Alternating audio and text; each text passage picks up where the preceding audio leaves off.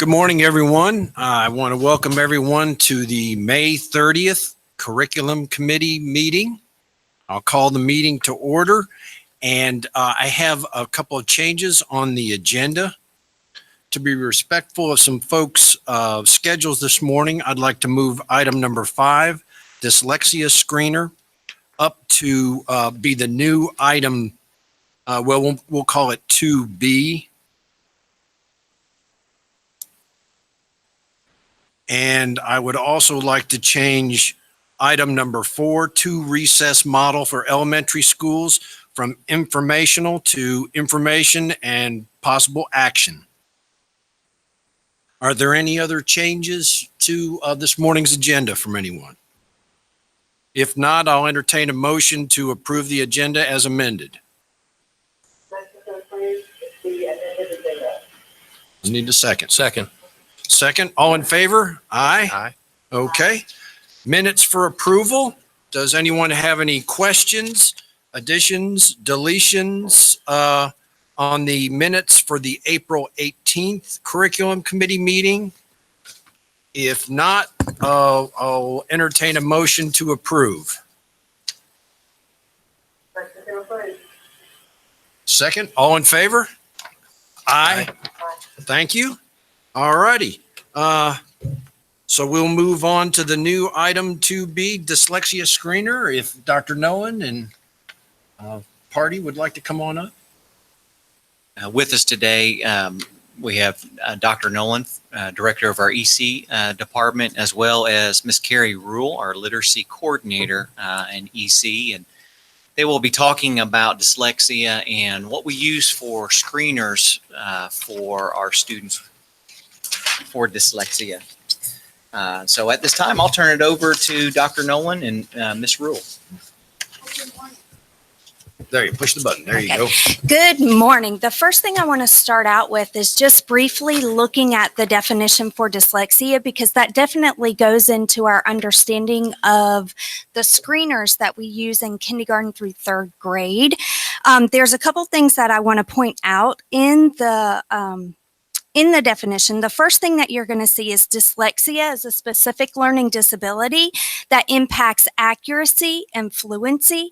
It also impacts spelling and the ability to decode with accuracy. You're going to notice that it says that there's a core deficit in the phonological components, which means that those are all areas that we want to screen and look at when we're looking at kids who may be impacted by dyslexia.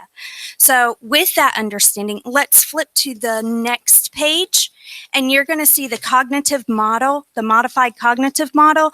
This is often a model that's used when we want to look at kids for assessment, okay?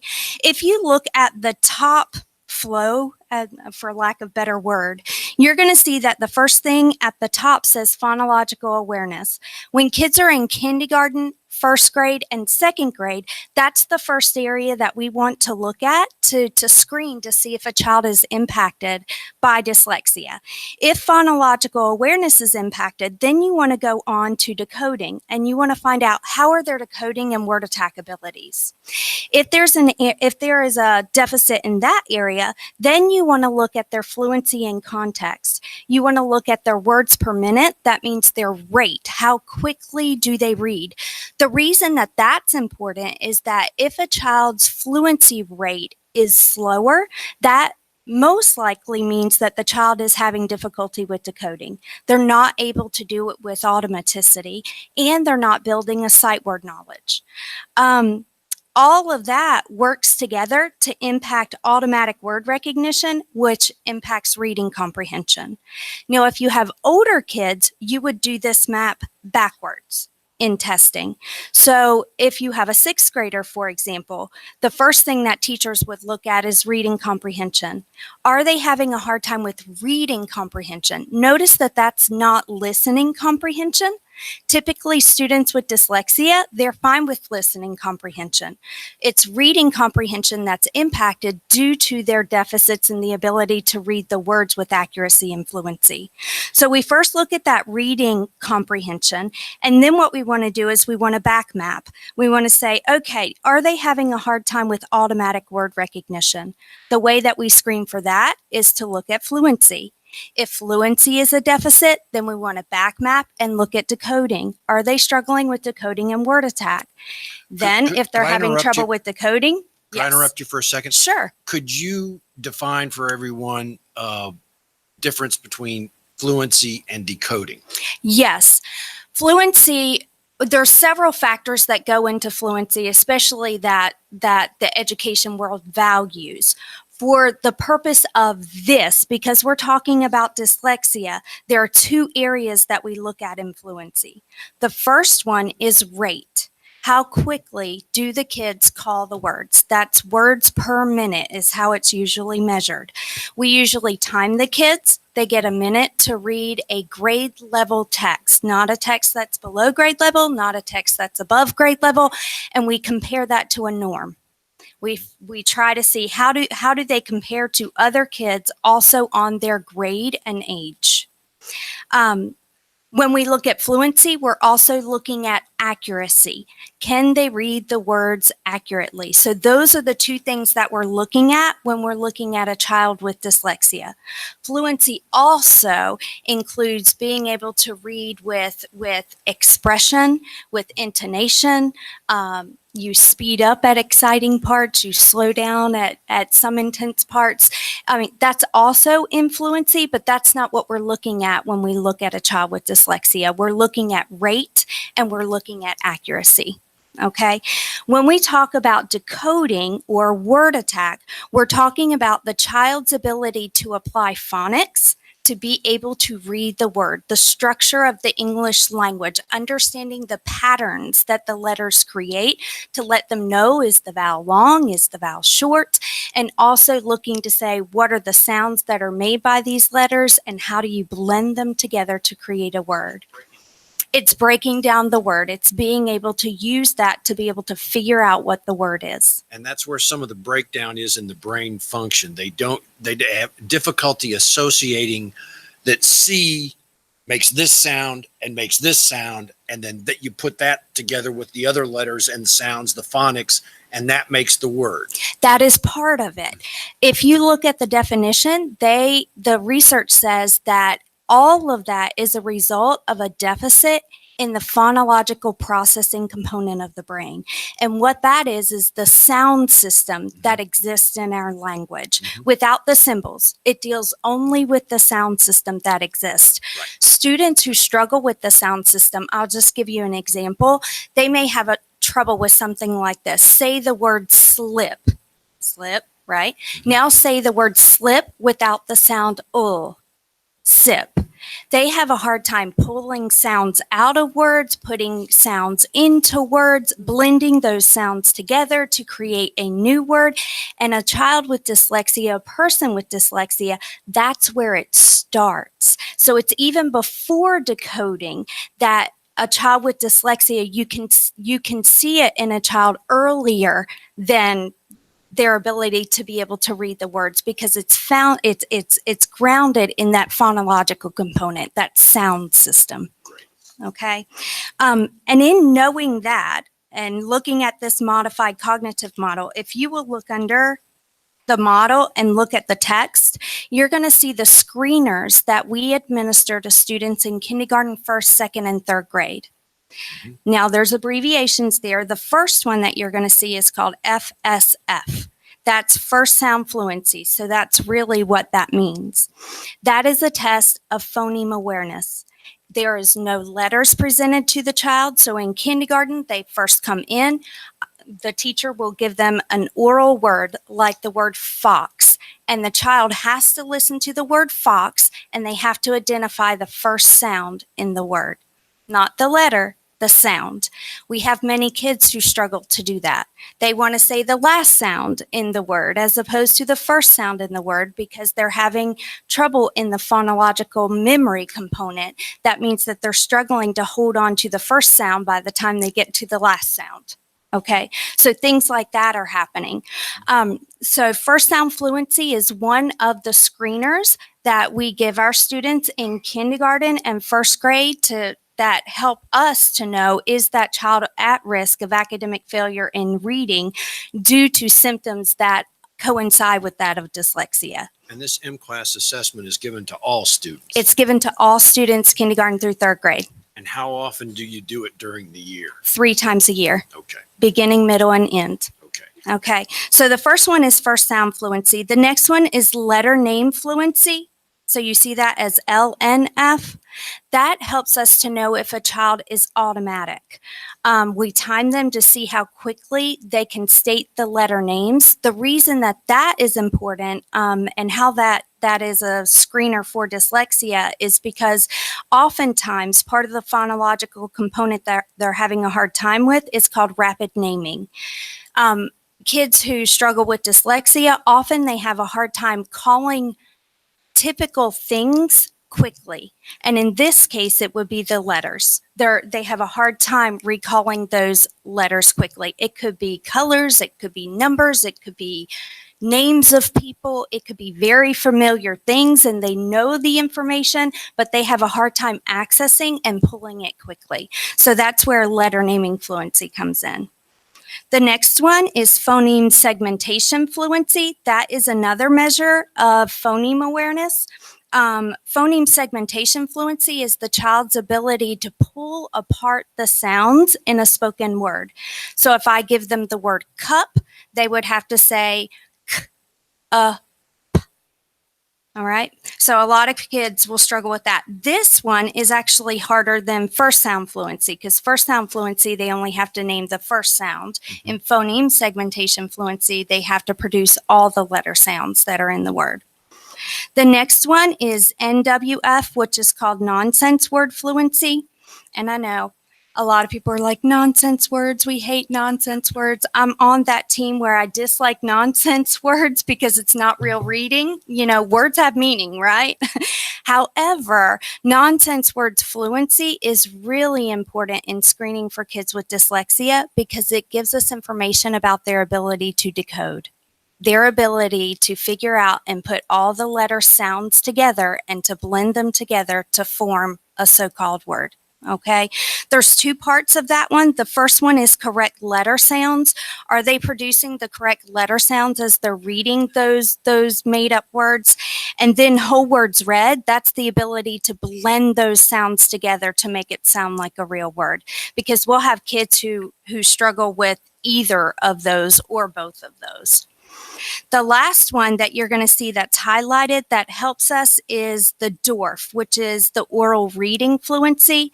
And this is where we time the kids with a grade level text to find out how quickly do they read and how accurate do they read a grade level text so that we can compare it to a norm. All of these assessments are given kindergarten through third grade, and all of them help us to screen kids for dyslexia. If you turn to the next page, you're going to see a summary report that teachers are typically provided after giving the TRC and the M-class assessments. And this gives them information about where that child is. This one that you see right here is a child of typical development. You see their TRC falls where everything is green or blue. Green means that they're on grade level. Blue means they're above grade level. If you look down below, you're going to see those acronyms that I provided. FSF, LNF. I always call this sheet the cheat sheet because that tells you actually what it is and what you're assessing for. When you look at that, there are 2 things that I want to point out. Let's look at the PSF. If you'll follow that with me, you're going to see the top number is the score that the child achieved. The number below it is the goal for that time of year for that child. That is the 40th percentile on the norms. So that number is 40th percentile. If a child is yellow or red, that indicates that they're below the 40th percentile. Okay? And that's for all of those components there. So turn to number 2, the next one.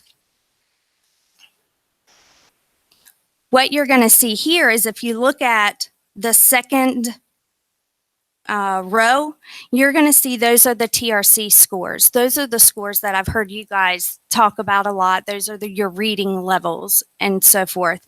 But if you look below it, of course, there's all your DIBELS components. Those are the screeners that we use to screen for dyslexia. So if I'm looking at this one right here under nonsense word fluency, do you see that this child has a yellow and then a green and then a yellow, then a red? That's a red flag to a teacher. That's saying this child could be at risk of reading failure if we don't do something to help this child in this area. They're starting to fall behind. And what I want to show you is that that was in first grade and second grade. If you go and you look under third grade, now look at their reading fluency. And you see that now their reading fluency is falling behind. But now I want to draw your attention back up to the TRC. Do you see that the child in first grade was well above grade level, started going down to just grade level, and then by the end of third grade was now at risk? Yeah, that's what happens oftentimes with some of these kids is that they're able to compensate when they're in kindergarten, first grade, second grade, but then when they're faced with more difficult text with multi-syllable words, longer words, then it really manifests and they don't know how to figure out those longer words. And so you can see that in this type of screener, all right?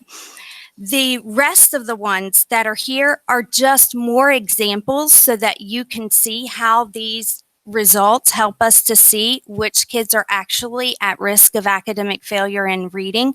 It doesn't necessarily mean that they're dyslexic, but it should throw up a red flag that says this child could be at risk for dyslexia if we don't dig deeper into it, if we don't find out really what's going on with this child.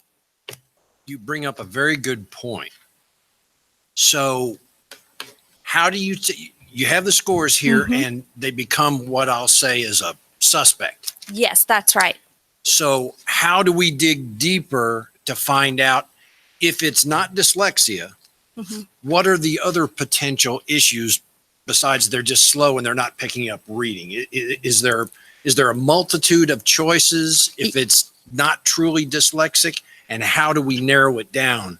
Well, there's several things that you want to pay attention to. If you look back at the definition, it says, number one, that dyslexia exists when it is unexpected in relation to other cognitive abilities. So you have to look at kids where reading really is the only area of struggle. They excel at everything. They excel at everything else. So for a teacher, they need to ask themselves, does this kid struggle in math and reading and science and social studies cognitively? You know, is reading their only area of struggle? If so, that could make you believe that, oh, maybe this is a kid who has dyslexia. We have to see some more. If you look again at the definition, it says that they also have to have the provision of effective classroom instruction. That means that they have to have had some sort of intervention that helps them with, how do I decode the words? Do I know the sounds and the symbols? Do I know how to blend them together to make a word? They have to have that provision of effective instruction. If they haven't had that, then we need to provide it, because some of those kids will respond right away. Those kids who do not respond to that, then that's more suspect for dyslexia. The other thing is that we have more diagnostic assessments that are informal teacher assessments that give them more information. I brought you a copy because I knew you'd ask. Oh. That's the core phonics survey, and that's the logical awareness skills test. Do we discuss with the family to see if there's family history? Because it's very hereditary. It is. It is usually when we are looking for at EC services, we have those conversations. Up until that point, I don't know. It's probably up to the teacher if they have those conversations. Parent teacher somehow come up in a parent teacher. Mhm. So what you're part of what I'm getting from this is the classroom teacher Mhm. knowing what to look for, as well as who is reviewing all the M-class testing in the school. Is that the principal's responsibility, or where does that go to double check these results to see if a student might be a suspect? The primary person will be the classroom teacher. Okay. After that, if flags are raised and they Right. have big concern, then I assume it would go to the MTSS team. Okay. All right.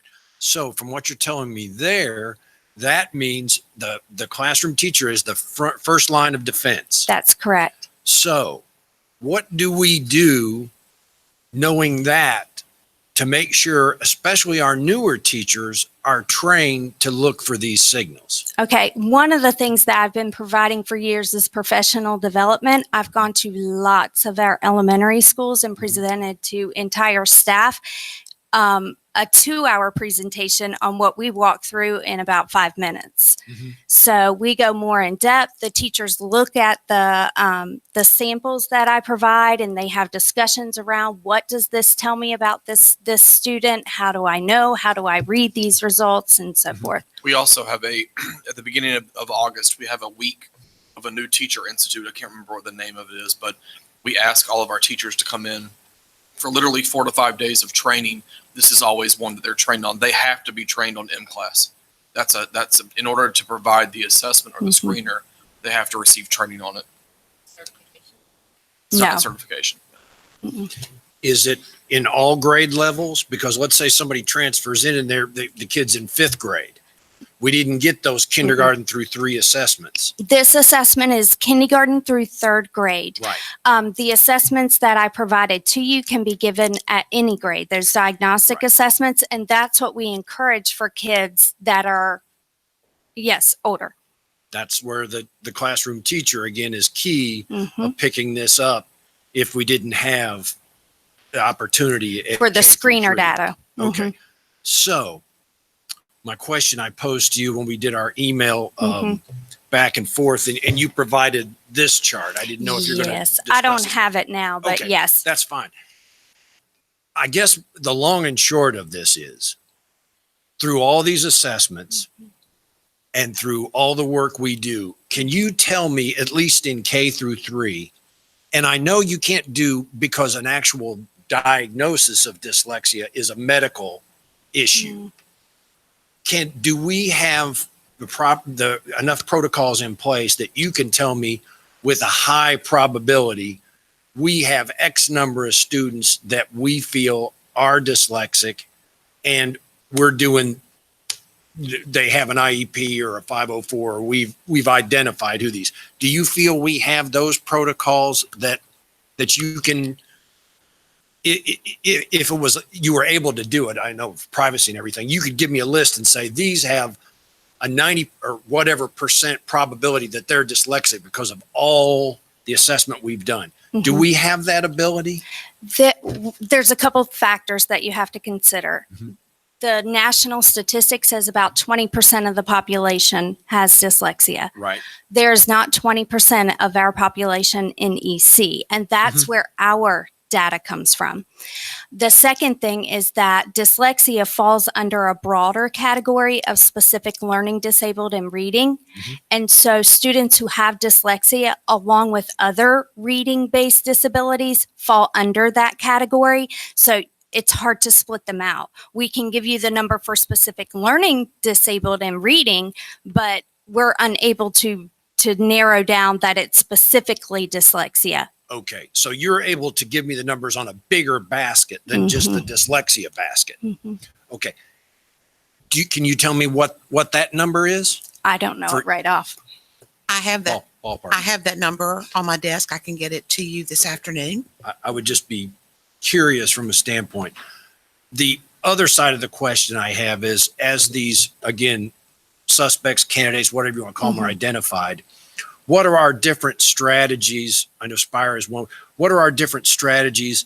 And does this kind of deficient score in M class, that doesn't automatically trigger a IEP No, necessarily? not at all. Okay. So, all right, we've identified Johnny and we think there's a high probability there's something going on here. It's sticking out. Mhm. Where do we go? Take us where you go from there. That address this. would fall under general education, which I'm EC, Mhm. but typically that also falls under MTSS, which is intervention happens before EC consideration. And MTSS stands for? Multi-tiered system Of support. of support. There you go. Multi-tiered I system always ask about of those support. acronyms because, Yes. okay. So teacher goes, Johnny's got an issue reading. His M class scores aren't good. Where do they go from there? I call it what is it, PEP, performance? That Performance plan? it used Is to that- fall under That's that, what they but used it's to an intervention process. MTSS is an intervention process. So does that bring in a reading interventionist to work with the kid? They get pulled out basically. Could. Not necessarily. Not necessarily. Not necessarily. It could be interventions that are delivered in the classroom by the classroom teacher. Okay. It could be that the child is pulled out by an external person that's Mhm. providing that intervention. It just depends on what procedures and what things are available in the school. Okay. So where do they come when they fall into your basket? EC. What is do it? you mean, where If do it's they severe come? enough case, then It would If- be those kids who are not responding to the interventions provided through MTSS. you're the next level of defense Mhm. after that. Okay. All right. I think, Sorry, I didn't mean to hog all the questions. I think for if the everybody. question is, do we have a high rate of confidence that through the screening process, we are identifying students that have reading deficiencies or challenges? The answer would be yes. Mhm.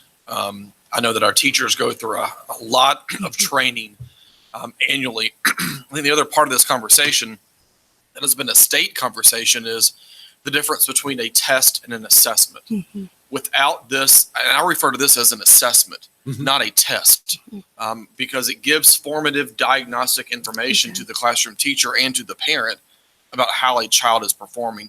If this were to be sanctioned to go away, we didn't have this data, we would really be shortchanged to figure out how kids are performing. So I think Carrie has done a wonderful job kind of explaining it, but Mr. Sides, as superintendent, feel like we have a high rate of confidence that we're doing a lot to address whatever reading difficulties our kids are having. If if we have the bigger basket, which includes dyslexia, am I wrong in assuming that it is important to identify it is exactly, it is with a high probability of dyslexia because the tools to address that would be different than if it's just more of a, I don't want to say a general reading deficiency, but a wider spectrum. And that is identified in the paperwork and the testing, Okay. but the categorization all falls together. Right. So that student, you can tell if they're having difficulties in the area that we spoke about, it's most likely in line with dyslexia, and the interventions should fall in line with that. The kids that are also in that basket are kids who have reading comprehension issues, but can call the words like the wind. They can read the words without a problem, but they're struggling with the language, the vocabulary, understanding the structure of how sentences are put together, that sort of thing. And dysgraphia as well. Yes, but dysgraphia is more with writing. Mm-hmm. Yes. That's what I mean. You see But- that component as well. But the basket that I K- was going to give K through you, 3 is kind of hard to tell who's a bad writer and who might have dysgraphia, right? right? But the basket that we were talking about was specific learning disabled in reading. Yes. So that Yes. category being with dyslexia is also those individuals struggling with reading comprehension and some language deficits.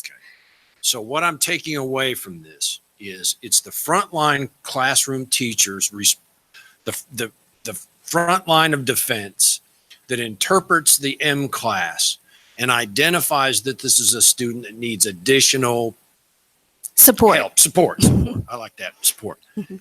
And pulls in because there are available additional resources at several different levels to really drill down on what that child needs. That is correct. Okay. Mhm. Anybody else on the committee have any questions? They are in the loop through the MTSS process, and of course through EC, they always are. Mhm. Do they tend to be supportive? I mean, in dealing with the parents, are they in denial on some of this, or they tend to look at the numbers and I would say most of them are supportive, that's good. the large majority. That's good.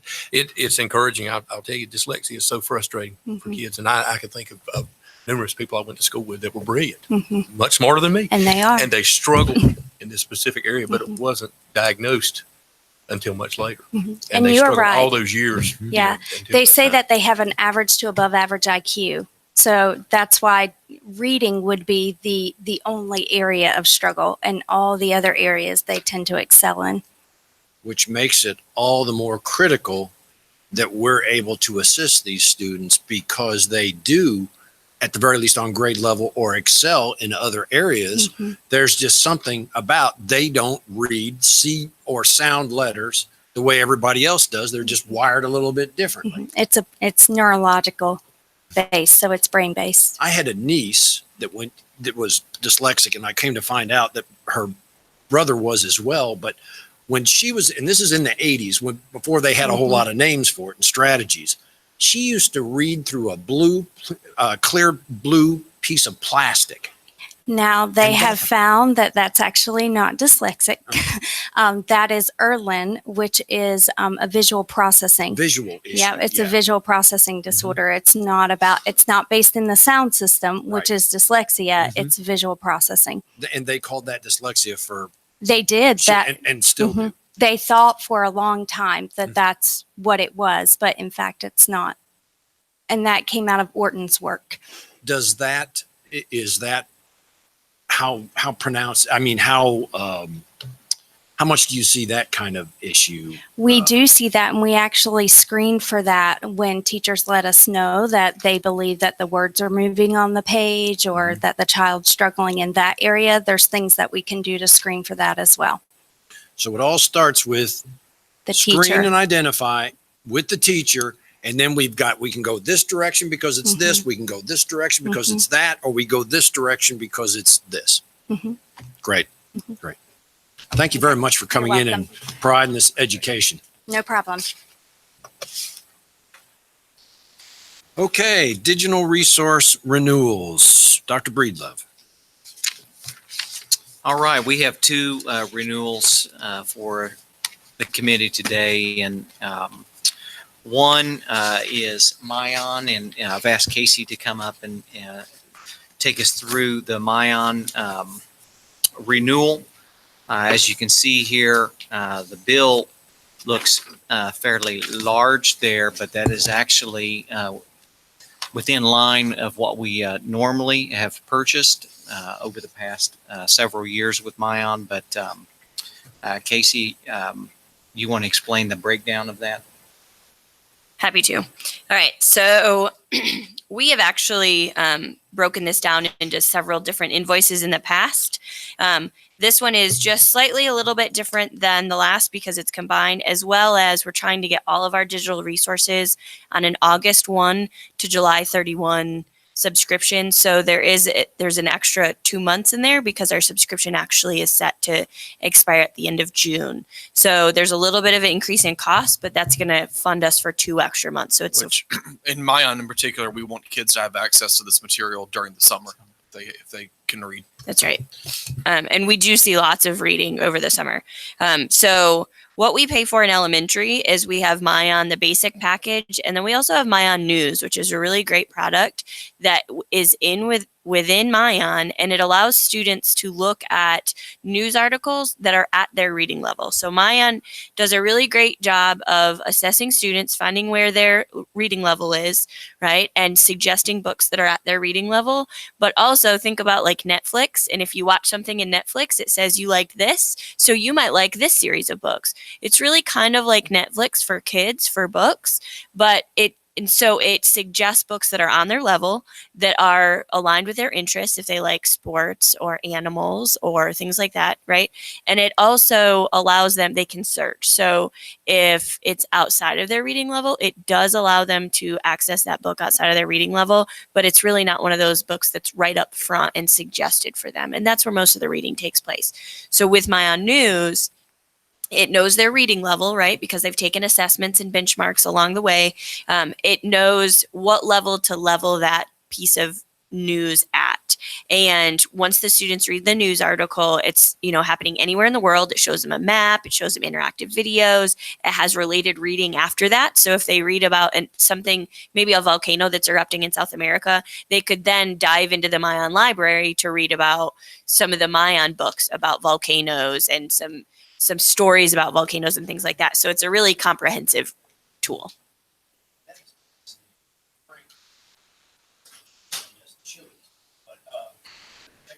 You should. It's great. It's a great tool. So, I'm sorry, one quick question. So does Myon incorporate the books associated with the learning academies? Like, for example, Monroe and the Health Science Academy, and or like East Union and the Ag Tech. It does. Actually, what I would say, and not specifically, but it does support those. What I would say is Myon is a really good collection of nonfiction texts. It doesn't have a lot of of our favorite fictional authors like Beverly Cleary and things like that. And it's kind of a publisher thing, right? So as a result, they have a really good collection of nonfiction. And in middle school specifically that you mentioned, we actually add some additional collections to the to Myon to provide adequate resources for middle schoolers. Do you remember the eyewitness books, the ones that you open and they have like a pirate ship and all these different things to read? They have those. There's several collections that we purchased to push into the middle school collections to make it more robust, specifically in the nonfiction area. You're welcome. And so I do have some statistics, and I'll be real brief about Myon, but we're really proud of the reading that's happened this year. And we right about budget time, we run a little bit of data to see kind of where we are before we decide and to see if the tools are really being used. At the end of February, our students had read 648,000 books. That means they completed it front to back cover, right? And in middle school, those books are a lot longer, so that could be pretty big.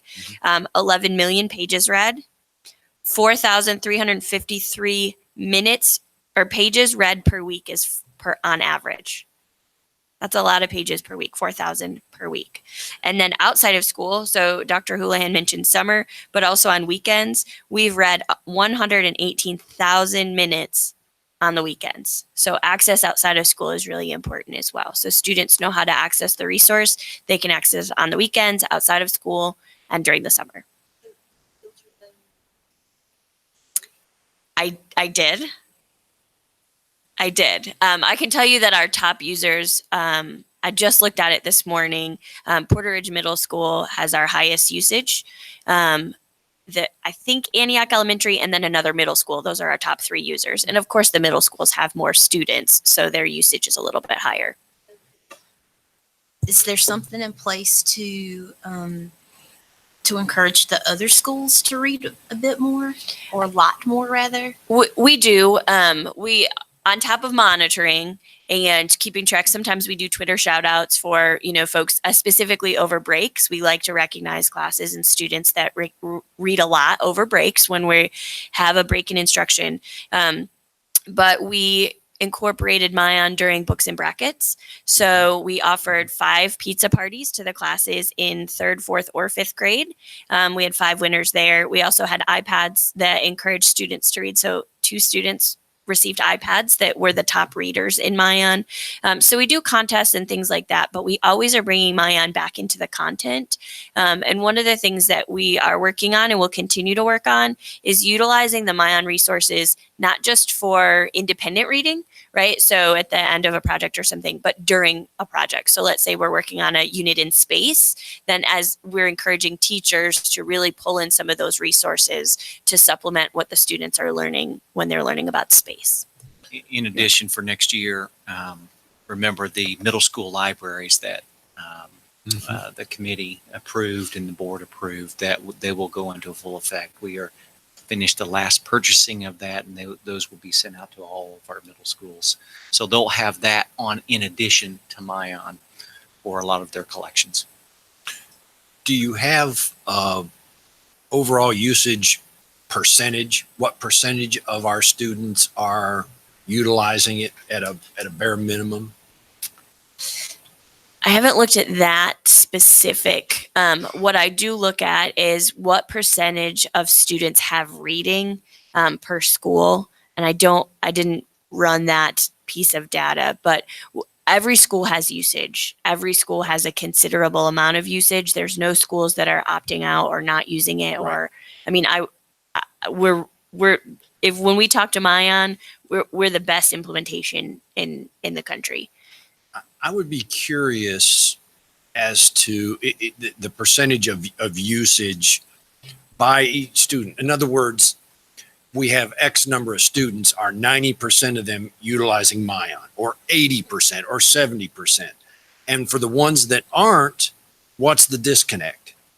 They don't have a computer at home. They don't have internet access. They're too young to take the Chromebook home, or they just don't know how to use it, or for whatever reason don't like it. I think that would be useful information. Or it may just be a preference issue where, I think one of the things that I'm really proud of about our literacy efforts is we do have a really good balance between digital and print. Mm-hmm. And so it might just be a preference issue. Kids prefer today the hard still copy like to book, read a yeah. hard copy book. Yeah. So And that's fine. I'd like to know, since we're showing up. We can add that statistic. Is that for sure. easy to? Absolutely. Okay. Yep.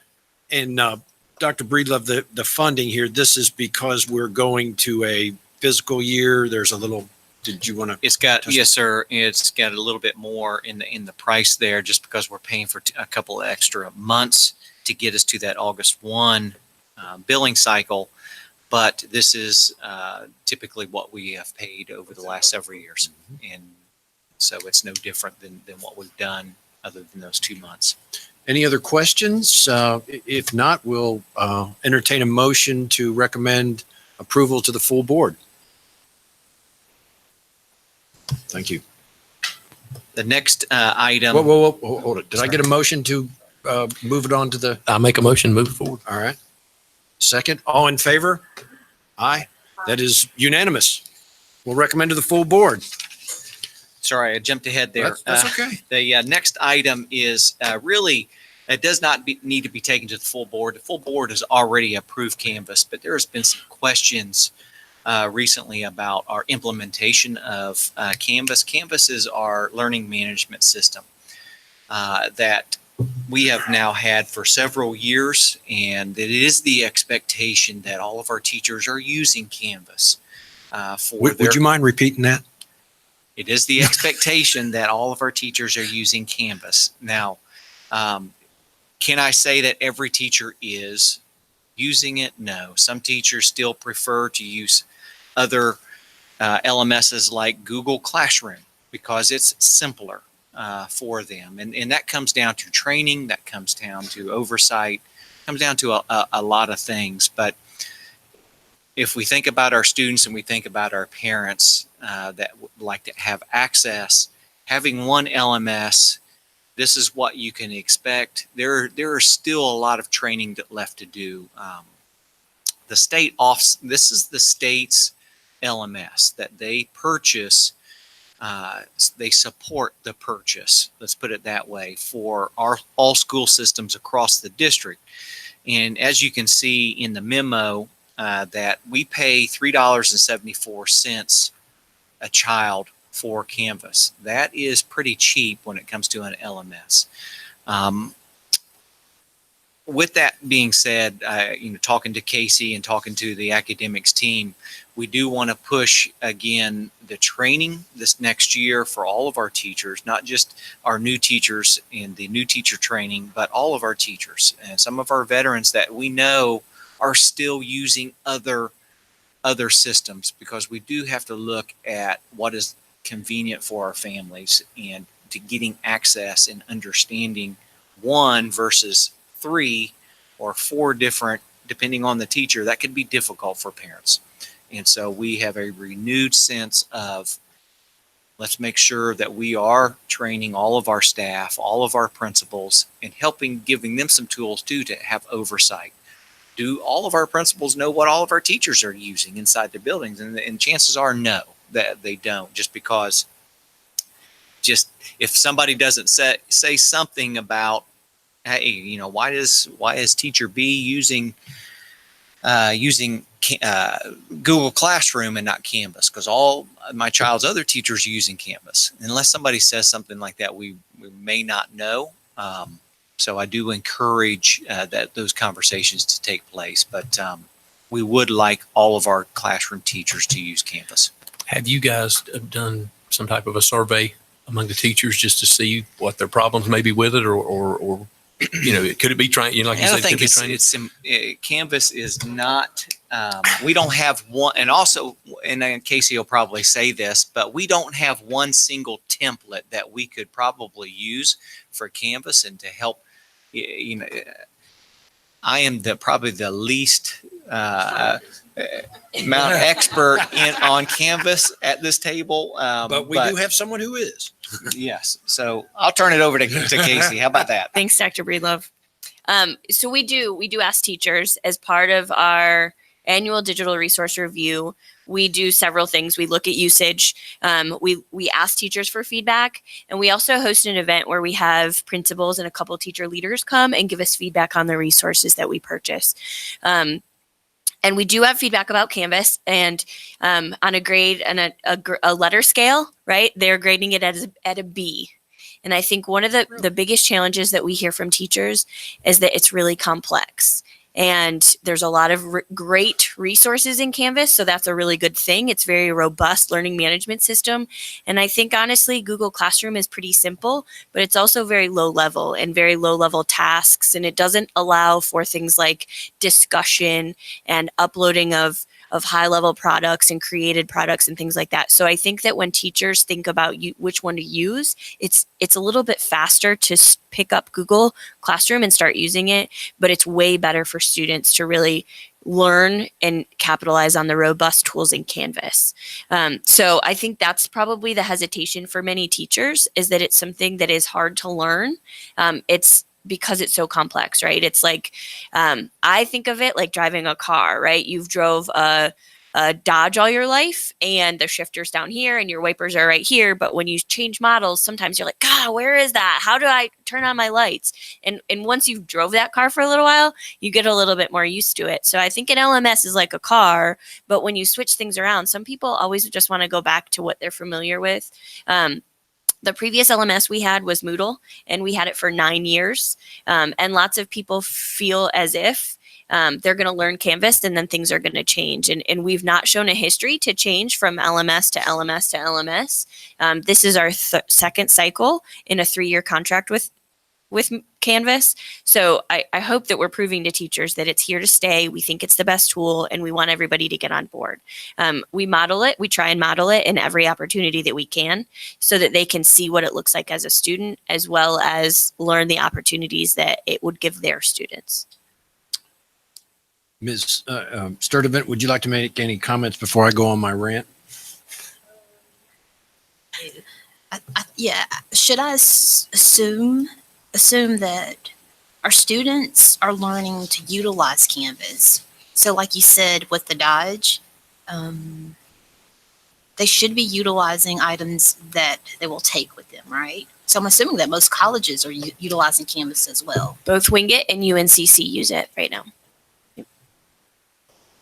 Okay.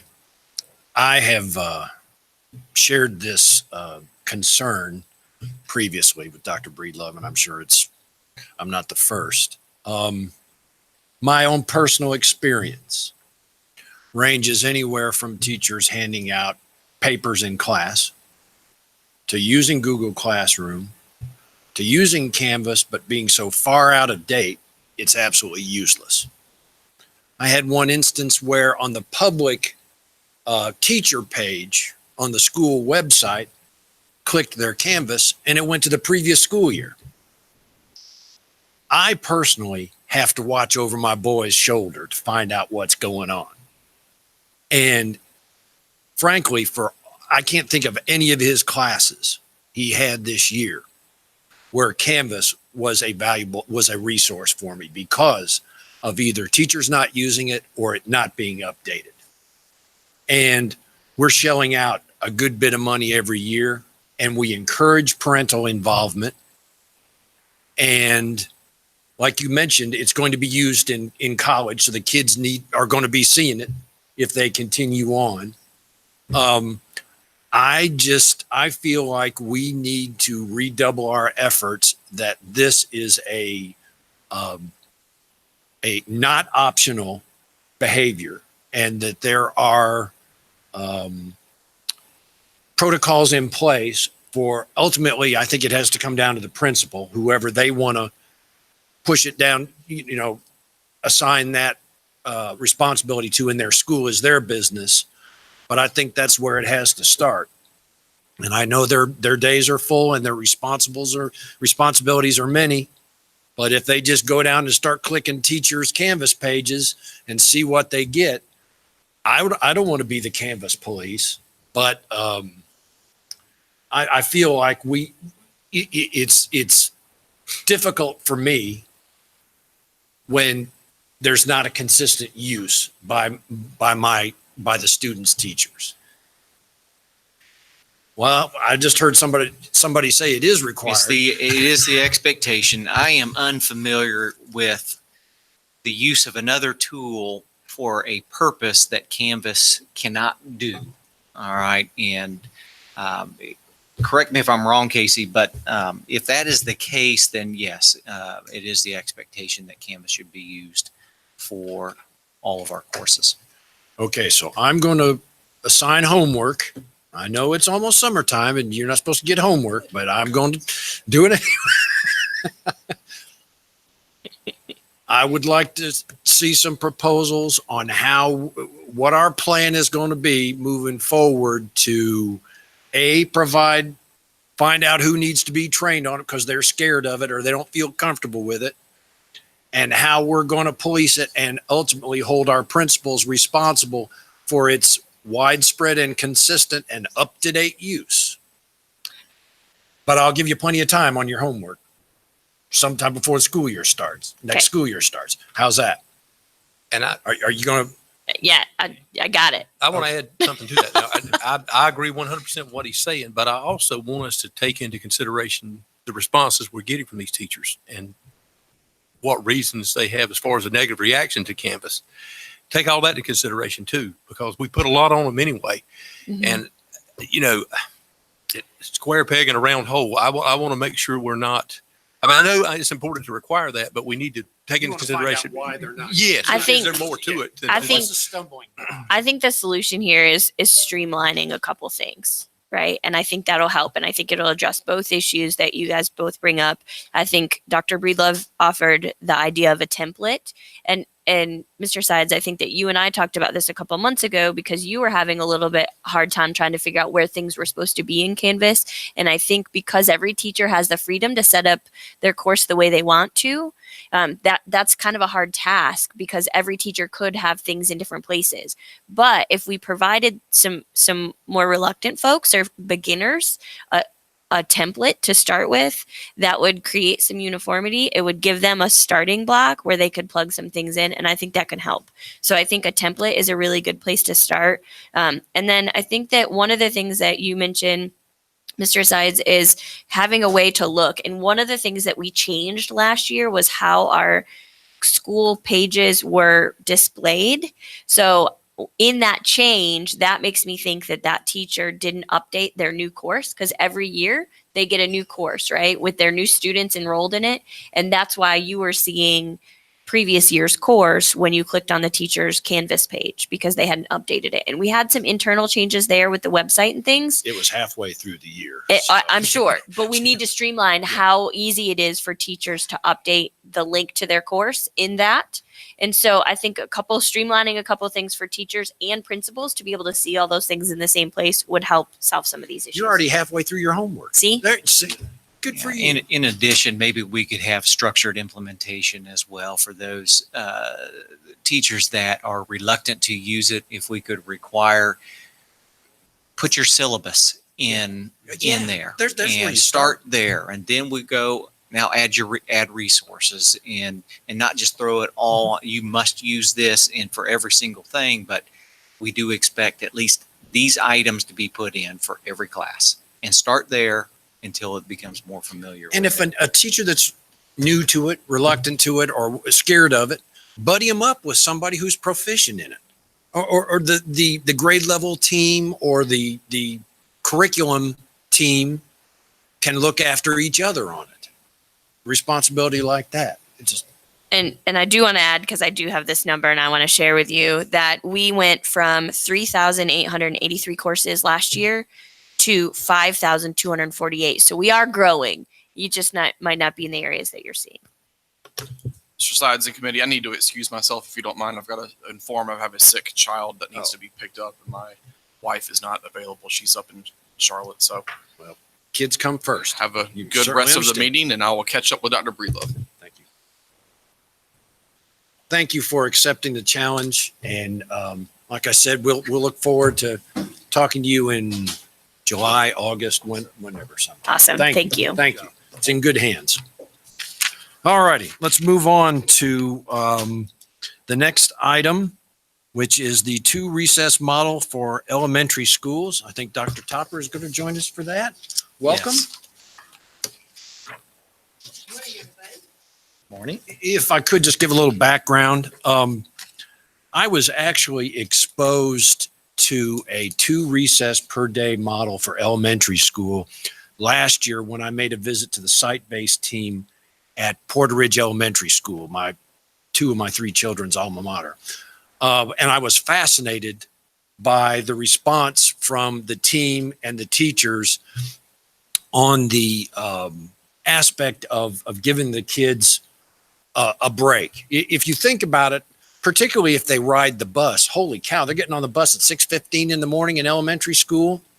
They're running all morning with some breaks, which I'm sure Dr. Topper will talk about. But then lunchtime is really your next, what I would call a break. You're sitting there, and when the music starts, you have to be quiet and eat. And then recess in the typical school is in the afternoon. In my son's case, not far away from you're getting ready to get home. So my thought process is, I know I couldn't go all morning with some kind of more substantial break. And so when they mentioned their program, I was fascinated. Now, out of respect for their being right at the tail end involved in EOGs, I didn't want to pull the principal away from the school. So Dr. Topper, who's the performance officer responsible for Porter Ridge, was kind enough to, as I'm sure she's aware of the program, is going to give us more background, feedback, et cetera. So is that pretty good laying the groundwork for you? Okay. Thank you so much for having me here today. In compliance with state law, every one of our elementary schools does offer 30 days of, okay, thank you. Every one of our elementary schools does offer 30 minutes per day of physical activity for their students. And there's a variety of ways that they're approaching that. And it's a follow-up. And in order to be prepared to come here today, I actually spoke to individual principals to determine how did they schedule that. And there are several schools that split it up, that will have 15 minutes here and 15 minutes there. And the factors that led into if a school decides to do that model or not, a lot of it has to do with transition time to the recess area. Because, you know, a 15-minute recess could turn out to be a lot more time out of the day if you're on the other side of the building. At Porter Ridge, where you mentioned, it's very close, and so they said that was a convenient model for them. It's also other restrictions on the day, because people like that model very much, having 2 actual breaks in the day where the kids go outside. One of the other restrictions is when are students being pulled out for additional services, because you don't want it to be caught in the transition time, and that actually blocks off 2 pretty big chunks of time if it went twice during the day. But the other schools that have done it as well as Porter Ridge love the benefits as far as the students get up and get that fresh air. Another benefit that they like is by having one of the breaks in the morning and one of the breaks in the afternoon, that if it's too cold or too hot during one of those times, or if it's raining during one of those times, they still have another one to look forward to. And they cited that as something that makes the kids excited, like they still hold out hope that they're going to have another chance during the day. A restriction on that time, I know I'm all over the place, I apologize. A restriction on having the 2 recesses is if scheduling playground time is a concern. Porter Ridge does happen to have 2 playground areas, and it wasn't as much of a concern. In some of our elementary schools, they actually kind of block off, this is 5th grade time, which you don't want to overlap with kindergarten time, and that came out as one of the concerns. But we do have 4 elementary schools that have at least one of the primary grades splitting their recess time. And from looping back with Porter Ridge, they're planning on doing it again next year. Their teachers love it, and it's working for them. Members of the committee? I think just in looking at this, and I didn't realize it was 30 minutes per day, but I think if it at all possible, we could split this up and give them 2 opportunities. I'd like to see us move in that direction for the kids, for the teachers, for everybody. And I know there's going to be a transition in the wintertime with codes and things like that. I know that's going to be, it's going to extend some of the time, but I just have to believe we can find that time to give them a chance to have those breaks and get outside a little bit. And I know there's some activities we do in the classrooms with the word studies, and we're getting them up. We're going to move it around with that. And that's great, but that's not outside time where they can get to, let off a little steam. And like Mr. Sides was saying, you get off that bus and you've ridden that long time in, you go directly in the classroom. If you don't get that break till the afternoon, that's a long time. That would be too long for Travis. Right. I can say that. So I know, as these kindergartners and first graders in particular, they need that time to get away. And if there's any way we can move in that direction, I think it's and I know it may be a hurdle there to do that, but that's my absolutely. A couple of things. We are highlighting social and emotional learning. And I think we could all agree that the playground and interaction in thoughtful play is a very good tool for things like problem resolution and sharing and making friends and things like that. I would also, for some of the demands of space, I believe it's Wesley Chapel Elementary has a sensory area in a hallway that kids can, what you just call hopscotch and different. It's like a almost like an exercise station that even could be utilized. I think I'm a big believer in best practices and consistency, as you can probably tell from our discussion about Canvas. I would like to judge interest on the committee for actually putting a policy in place and giving staff adequate time, but with an end result that consistency throughout our elementary schools have a 2 recess periods per day. And I understand, to me, if it's 2 20-minute periods because of transitions versus 1:30, I think that extra 10 minutes is going to make up for itself in the ability for our students to concentrate. So I would like to, if there's interest in the committee of actually putting forward a recommendation for a consideration by the full board, the chair cannot make a motion. If I could, I certainly would, because all the feedback and research I've seen from additional recess time is more than worth the investment, or how do we figure out the logistics of making it happen? But unfortunately, I can't make a motion, so I will kind of lend to the other members of the committee to get your feel for this. No, ma'am. What I would do is I think it's best to leave the implementation schedule, if you will, to staff to work with the individual schools. I would at most, I would recommend it being optional for next fall school year. And then perhaps looking at making it, say, if it wouldn't be too much, to make it mandatory for the next kindergarten class in the spring semester for implementation there. And if possible, the other grade level, the K1, the other grade level. But I want to leave it to staff to, I don't want to tell you, I think that's a little much to say, let's do this for the start of the next school year until everybody, because here we are at the end of this year. I don't like giving everybody homework over the summer. So let's take some time to figure out the logistics, some of the challenges you mentioned. And Can I make a recommendation? please. Just due to the numerous amount of elementary schools that we have and all of them running a slightly different schedule, how about taking, obviously this option is available to any school that would like to move to a two recess system, such as Porter Ridge Elementary School. And I think Miss Lawrence would advocate, on as a best practice for her. I don't know what this would look like at every elementary school, but I think that sort of polling our principals, what would it take and what would that look like at your school? Are you for it or against it? Why or why not? And finding out if they're not for it, well, what is keeping you from wanting to go into that direction? They may have a very legitimate concern on their behalf. Or if we said, okay, we do want to move to, 20 minutes to build in a 5-minute transition in that, what would that do to our bus schedules? What would that do?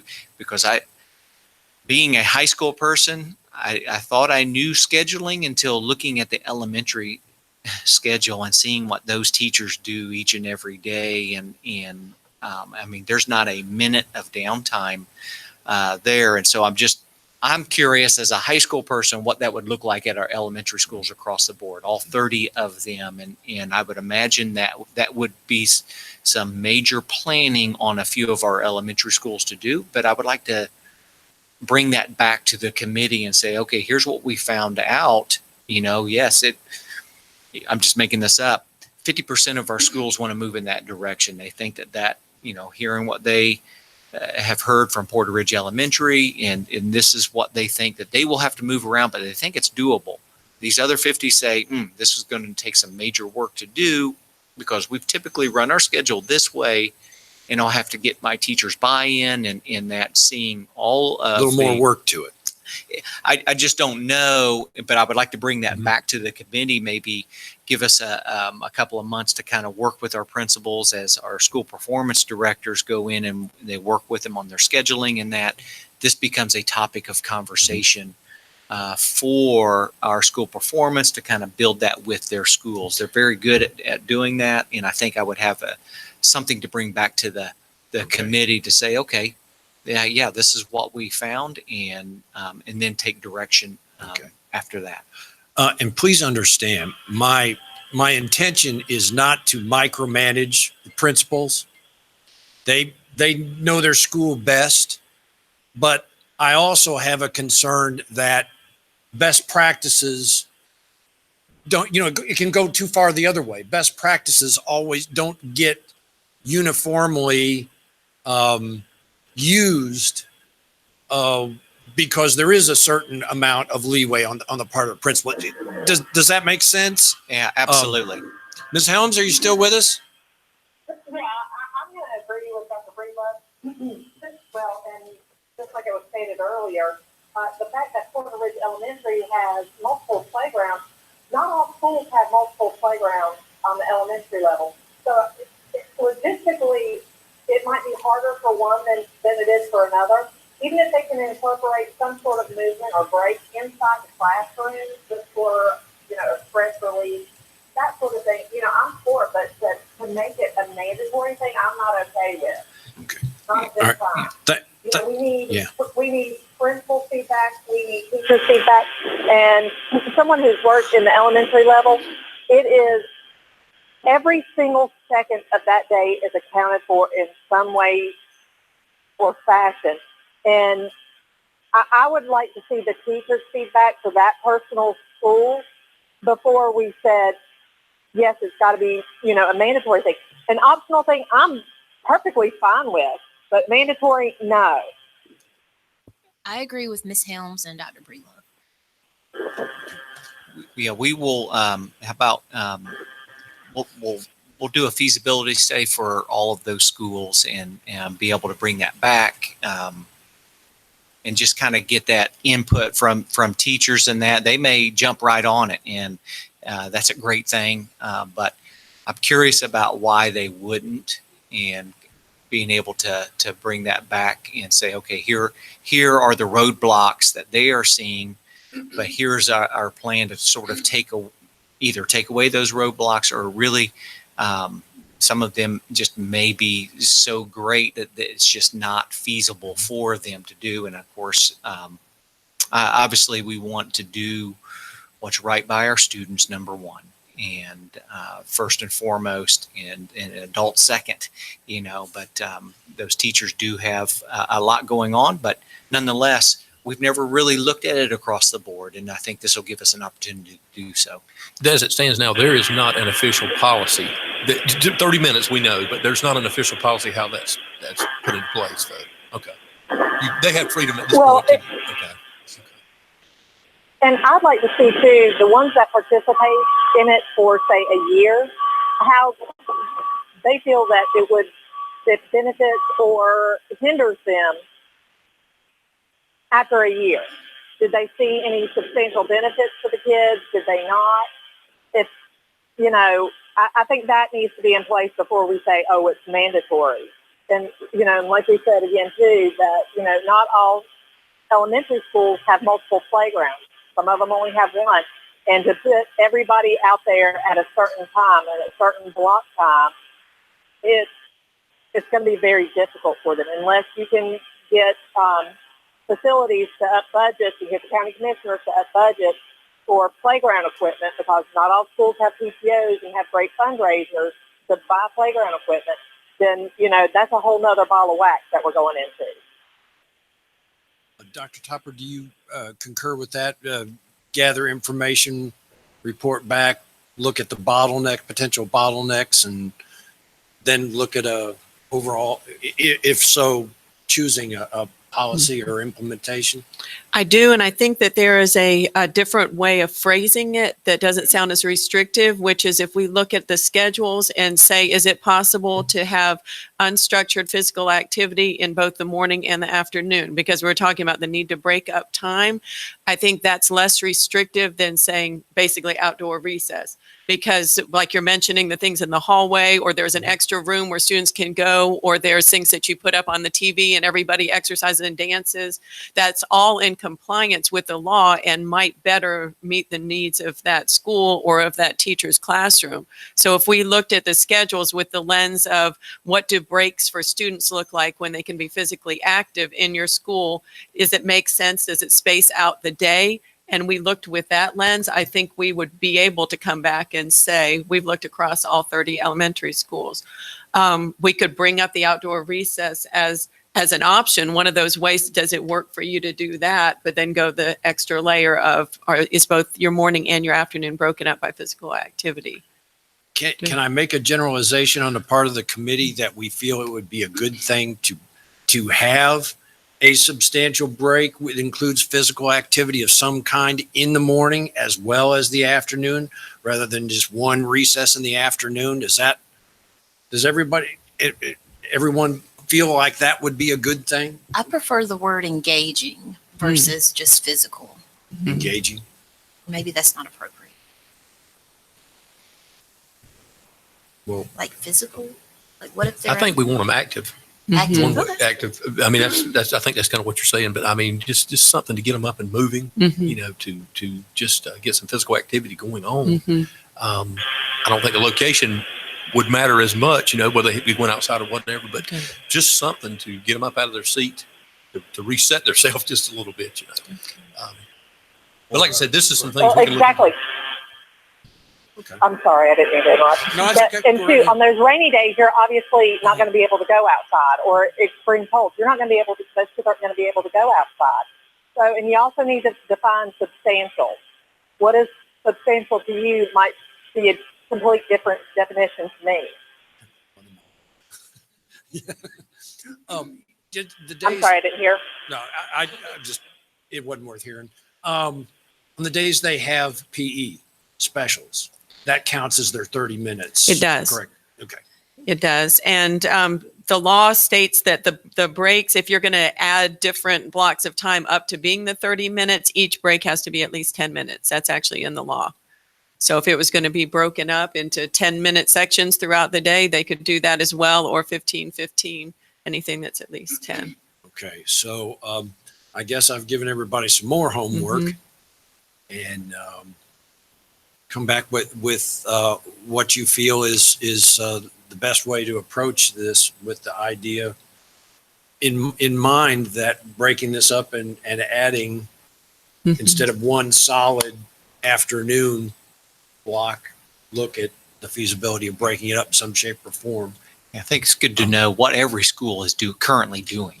All right. And then we'll go from there once we have established what does every school look like when it comes to a substantial activity for their students, whether that's recess or rainy days, they're in the gym doing some sort of physical activity of some kind. And then, looking at other opportunities for them and sort of starting there and working through that with our school performance directors.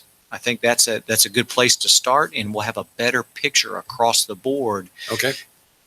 There may be some already breaking. They may have 3 10 minutes. I don't know that they are doing with students, but I think that's Is that a good plan? Is everybody good with that? and bring up. All right. Great. What would you like to self-impose a deadline? Dr. Topper, do Would you you have a understand some- recommendation about how long? Yeah. Could we do something like that by August Absolutely. across the board? Yes, we're looking at schedules now and all the different components of what makes sense for students. And we've actually done that as an elementary principal leveled group. Okay. We took time looking at each other's schedules to pick up best practices. This is the time of year that we're doing that for next year. So absolutely by August, we could have feedback. So that being Yes.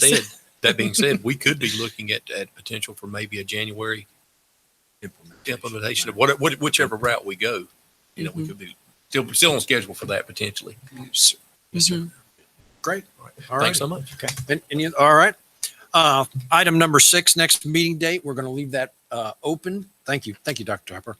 We're going to leave that open since we, at this point, don't see a need for a June meeting. We'll delay and see if we do need July. So before I look for adjournment, I would just like to take a moment, since we're here at last curriculum committee meeting for this school year. It's hard to believe. Just seems like we just got started. I would like to thank, I wanted to start with Dr. Houlihan, but he took off on me, to thank him for his leadership this year.